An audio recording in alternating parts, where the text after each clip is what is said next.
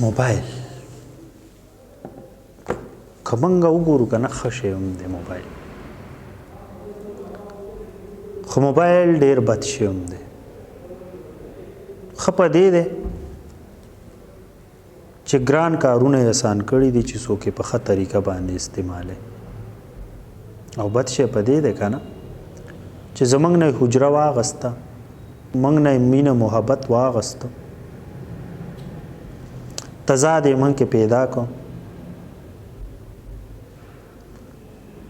که حجرې ته لاړ شو نو هر یو ملګری به ځان له موبایل کې اړوي، که سلام وکړي هم نو کمتر نیم به پکې درته وعلیکم سلام ووایي، ګنې نو ټول موبایل کې اړوي. د موبایل استعمال موږ په غلطه طریقه کوو.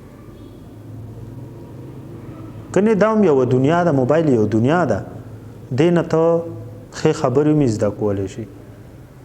چې کم خلک په ستا نه لرې وو نو هغه یې رانږدې کړي هم دي، خو چې دا موږ یې کم استعمال کوو نو موږ نه خو چې هغه کم استعمال یې کوو که نه نو هغه نږدې رانه لرې شو. پوه شوې؟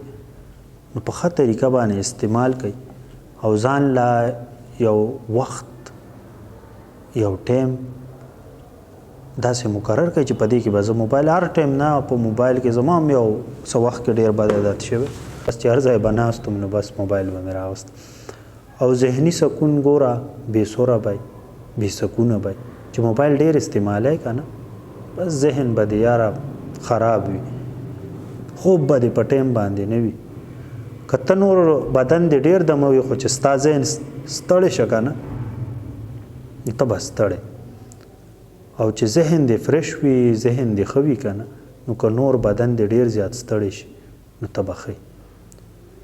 نو بس ښه پوهېږئ مینهوالو، نو ځان ترې نه ډېر ورته ځان مه غورځوئ موبایل ته. پوه شوئ؟